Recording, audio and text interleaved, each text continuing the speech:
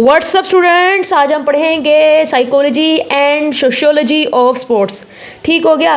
तो exercise and physical education के अंदर जो साइकोलॉजी एंड सोशियोलॉजी है, हम उसके बारे में अच्छे से पढ़ने लगे हैं। वो ये देखेंगे, जो पहला क्वेश्चन है ये पीपीएससी में आया था, ये क्वेश्चन पे पीपीएससी के पेपर में आया था, दोनों पीपीएससी में आ चुकी हैं। यहाँ पे लिखा हुआ है कि decrease performance in the beginning but gradual improvement is indicated by. वो कहता है कि अगर परफॉर्मेंस जो है वो बिगनिंग में तो डिस्क्रीज जा रही थी लेकिन एकदम से अच्छी हो गई, तो इस चीज़ को कौन सा ग्राफ जो है बयान करता है, तो आपने जान लेना है कि कनकेव ग्राफ कौन सा ग्राफ है। कनकेव ग्राफ है जो किसी भी परफॉर्मेंस को जो शुरू में तो डिस्क्रीज थी लेकिन बाद में ग्रेजुअली इंप्रूव हो गई उसको बयान करेगा, तो ये क्या कहलाएगा? कनकेव ग्राफ कहलाएगा। हमारा दूसरा एमसीक्यूज है, increase performance in the beginning but gradual decline later is indicated by. वो कहता है शुरू में परफॉर्मेंस अच्छी थी लेकिन एकदम से डिक्लाइन पे जाने लगी। शुरू में अच्छी थी, शुरू में क्या थी? इंक्रीज थी, लेकिन बाद में ग्रेजुअली डिक्लाइन में आ गई। तो इस ग्राफ को कौन बयान करेगा? कन्वेक्स ग्राफ बयान करेगा। इस ग्राफ को, इस चीज़ को, इस डिक्लाइन को कौन सा ग्राफ बयान करेगा? Convex graph. अगर शुरू में अच्छी है बाद में नीचे आ गई तो उसको कन्वेक्स करेगा, और शुरू में बुरी थी लेकिन बाद में अच्छी हो गई, इसको कनकेव ग्राफ करेगा। ये दो एमसीक्यूज बहुत इंपॉर्टेंट है और पीपीएससी के पेपर में ये पूछे गए थे। Which is not a primary motive. इनमें से कौन प्राइमरी मोटिव नहीं है? अफेक्शन है, हंगर है, या अफेक्शन हंगर दोनों है, या थ्रस्ट है। इनमें कौन सा प्राइमरी मोटिव नहीं है? आपको पता है भूख तो हमें लगती है, प्यास लगती है, ये हमारा प्राइमरी मोटिव है, लेकिन जो अफेक्शन है ये हमारा प्राइमरी मोटिव नहीं है, इसीलिए ये सही आंसर है। ठीक हो गया। इसके बाद है psychology is taught to the student of physical education because. वो कहता है कि साइकोलॉजी सिखाई जाती है फिजिकल एजुकेशन के स्टूडेंट्स को। क्यों सिखाई जाती है? वो कहता है कि इसलिए सिखाई जाती है कि it is related to behaviour है, क्योंकि ये बिहेवियर से रिलेटेड है, इसीलिए इसको सिखाया जाता है फिजिकल एजुकेशन के बच्चों को। In psychological testing the norm is define as. जब हम कोई भी साइकोलॉजिकल टेस्टिंग करते हैं तो जो नॉर्म होती है वो डिफाइन होती है कैसे? Average performance of the team. ये जो नॉर्म होती है ये साइकोलॉजिकल टेस्टिंग में क्या कहलाती है? ये average performance of a team कहलाती है। क्या कहलाती है? Average performance of the team norm कहलाती है। उसके बाद है What level of stress में enhance the performance of athlete. कौन सा लेवल परफॉर्मेंस इन्हेंस कर सकता है? यहाँ पे जो ऑप्शन है उनमें से उन्होंने कहा कि जो ऑप्टिमल लेवल है ये परफॉर्मेंस की, जो एथलीट की परफॉर्मेंस है उसको इन्हेंस कर सकता है, और यही इसका सही आंसर है। मॉडरेट इसका सही आंसर नहीं है, बल्कि ऑप्टिमल लेवल ऑफ स्ट्रेस जो होता है वही किसी एथलीट की परफॉर्मेंस को इन्हेंस कर सकता है। उसके बाद हमारे पास नेक्स्ट क्वेश्चन है, concentration is the narrowest path of aggression. वो कहता है कि concentration is the narrowest path of aggression है, तो इसका क्या, क्यों ऐसा क्यों है? क्योंकि अटेंशन की वजह से ऐसा होता है। उसके बाद है whose name is associated with conditioned reflex learning है। किस बंदे का नाम कंडीशनड रिफ्लेक्स लर्निंग के साथ बसता है? तो वो जो पाल्व है उसका नाम इस चीज़ से उबसता है। किससे? कंडीशनड रिफ्लेक्स लर्निंग के साथ। The personal feedback is facilitated through. जो पर्सनल फीडबैक होता है, पर्सनल फीडबैक की बात की गई है, इज़ फैसिलिटेटेड थ्रू। किस चीज़ के ज़रिए आप पर्सनल फीडबैक हासिल कर सकते हो? किस चीज़ के ज़रिए आप पर्सनल फीडबैक हासिल? टेलीविज़न के ज़रिए या काइना एस्थेटिक नॉलेज के ज़रिए। आप में से बहुत से लोगों को नहीं पता होगा कि what is kinaesthetic knowledge. Kinaesthetic knowledge क्या होता है? ये हमारी बॉडी का वो नॉलेज है जो हमारी बॉडी हमें बताती है कि आया वो क्या महसूस कर रही है ड्यूरिंग एनी मोमेंट। हम कभी इस पर बात करेंगे काइनेस्थेटिक नॉलेज क्या होता है। Concurrent feedback is provided to the learner. आपको पता है कि ये जो कंकरेंट फीडबैक है, ये क्वेश्चन पे एफपीएससी के पेपर में आया था कि concurrent feedback is provided to the learner. कब? During the activity. जब भी कंकरेंट की बात की जाएगी आपने याद रखना है during the activity concurrent feedback दिया जाता है। The psychological process of adaptation which eventually leads to an increase in performance capacity is known as। एक ऐसा साइकोलॉजिकल प्रोसेस जो कि अडेप्टेशन के साथ बसता है और जिसके ज़रिए आप अपने परफॉर्मेंस को इंक्रीज़ कर सकते हैं, वो क्या कहलाता है? वो principle of progression of load कहलाता है। ये वो वाला मेथड है जो हम कहते हैं principle of progression of load, यानी आप जो लोड होता है, जो प्रोग्रेशन होती है, उसको आहिस्ता आहिस्ता इंक्रीज़ करते हो। The knowledge aspects of awareness in psychology is known as the knowing aspects of awareness in psychology is known as। Psychology के अंदर जो knowing aspects होते हैं वो क्या कहलाते हैं? वो कॉग्निशन कहलाते हैं। क्या कहलाते हैं? कॉग्निशन कहलाते हैं। knowing aspects of awareness जो है साइकोलॉजी के अंदर कॉग्निशन कहलाते हैं। Reaction time is a component of, जो रिएक्शन टाइम होता है वो किसका कंपोनेंट है? फिजिकल फिटनेस का या मोटर फिटनेस का?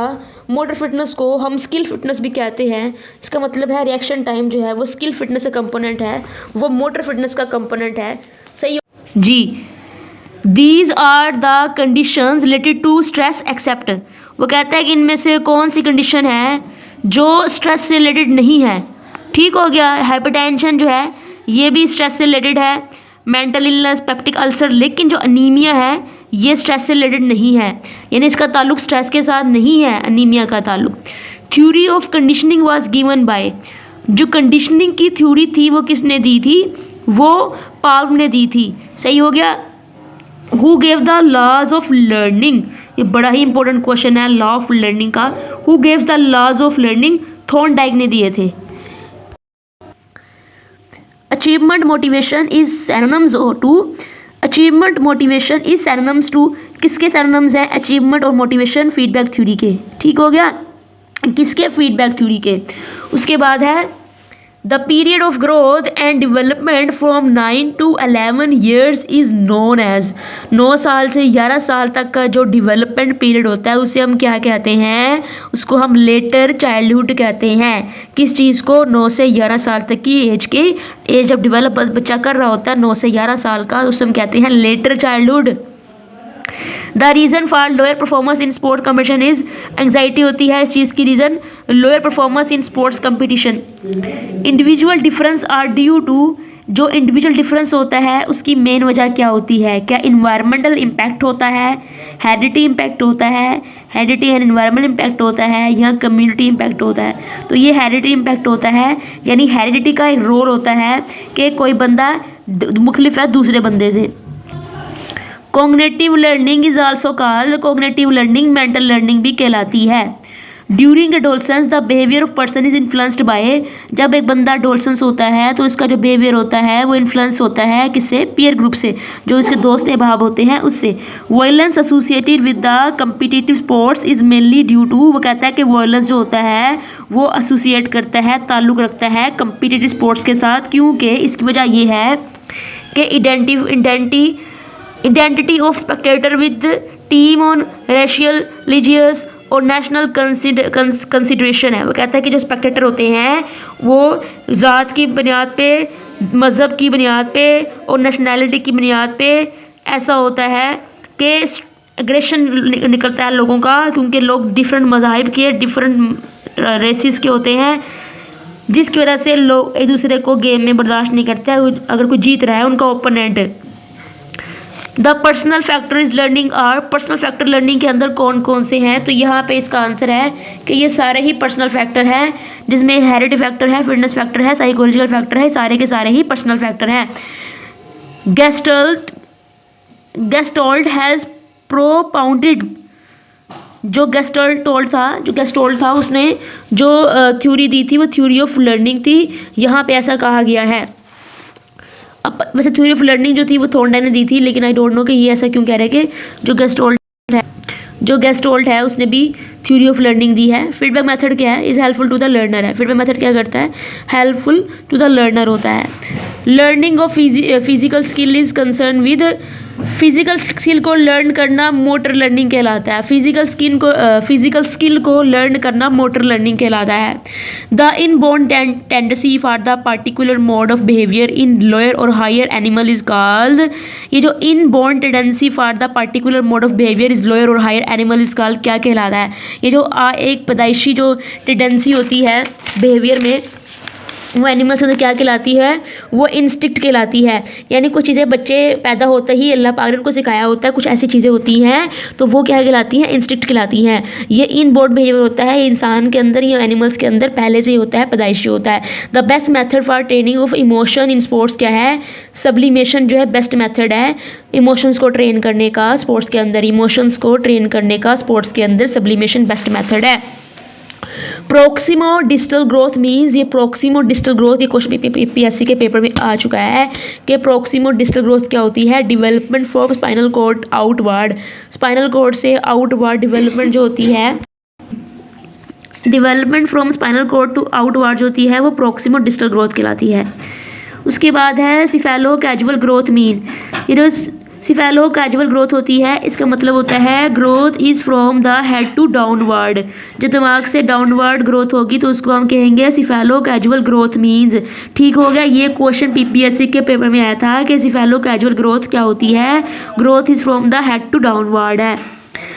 Surplus energy theory of play was propounded by Herbert Spencer ने दी थी surplus energy theory of play was propounded by Herbert Spencer. Emotion is define as, emotion क्या है? फीलिंग है। वो कहता है कि नहीं, ये डिस्टर्ब्ड स्टेट और ऑर्गेनिज्म है। उसने कहा कि जो इमोशन है वो डिस्टर्ब्ड स्टेट और ऑर्गेनिज्म है। पता नहीं अब ये क्या कह रहा है, ऐसा ये क्यों कह रहा है। उसके बाद है जनाब रिलायबल साइकोलॉजिकल टेस्ट मींस, एक रिलायबल साइकोलॉजिकल टेस्ट का मतलब होता है कंसिस्टेंसी ऑफ मेजरमेंट, यानी मेजरमेंट के अंदर कंसिस्टेंसी होनी चाहिए। The first test of intelligent was developed by, जो फर्स्ट टेस्ट ऑफ इंटेलिजेंस था वो डेवलप किया गया था, बायनेट एंड साइमन ने उसको डेवलप किया था। फर्स्ट टेस्ट ऑफ इंटेलिजेंस जो था वो बायनेट एंड साइमन ने डेवलप किया था। In the development process the term gang as occur during, in the development process the term gang as जो है वो कब अकर होती है? प्यूबर्टी के दौरान। गैंग एज का ताल्लुक किसके साथ है? प्यूबर्टी के साथ। कॉग्निशन डील्स विद, कॉग्निशन जो होती है वो डील करती है लर्निंग, मेमोरी एंड क्रिएटिविटी, तीनों के साथ करती है, इसलिए ऑल ऑफ द अबव इसका आंसर है। Outstanding athlete usually possess certain personality characteristics such as aggressiveness है। वो कहता है जो आउटस्टैंडिंग एथलीट होते हैं उनके अंदर सर्टन पर्सनैलिटी करेक्टरिस्टिक्स होते हैं, स्पेशली एग्रेसिवनेस होती है। ठीक हो गया। उसके बाद है psychosexual development takes place during, किसी भी इंसान के अंदर जो साइकोसेक्सुअल डेवलपमेंट होती है वो कब होती है? जब वो डोलसेंस बन जाता है। The psychologist who has been most closely related with the study of achievement motivation is, एक ऐसा साइकोलॉजिस्ट जो बहुत ज़्यादा क्लोजली रिलेट करता है study of achievement and motivation के साथ, किसके साथ? अचीवमेंट एंड मोटिवेशन की स्टडी के साथ, उसका नाम एमसी क्लेलैंड है। एमसी क्लेलैंड जो है वो इस चीज़ के साथ बहुत ज़्यादा अचीवमेंट और मोटिवेशन की स्टडी के साथ बहुत ज़्यादा एसोसिएट करता है। कौन है? MC Cleland. The concept of mental as was given by, mental age का कॉन्सेप्ट किसने दिया था? बायनेट ने दिया था। किसने दिया था? बायनेट ने दिया था मेंटल एज का concept. The impulses that travel from CNS to muscle are called, हर वो जब हमारी सीएनएस से मसल की जानी मैसेज आता है तो वो कौन सी इम्पल्सिस लेके जाती हैं? हमारे सेंट्रल नर्वस सिस्टम से मसल्स की जानी जो मैसेज आता है वो ईफरेंट नर्व्स लेके जाती हैं। कौन सी? ईफरेंट, जो शुरू होती हैं ई के वर्ड से।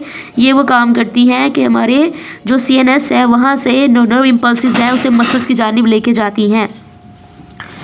Natural motivation is also known as, जो नेचुरल मोटिवेशन होती है ये क्या कहलाती है? ये इंट्रिंसिक कहलाती है।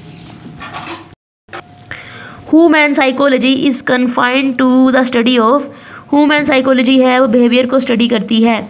Which of the following is a law of learning है, law of readiness, law of exercise, law of effect, ये सारे लॉ मैंने बताए हैं अपनी वीडियोज़ में। तो ये सारे के सारे लॉ ऑफ लर्निंग में आते हैं। Law of readiness, law of exercise, law of effect.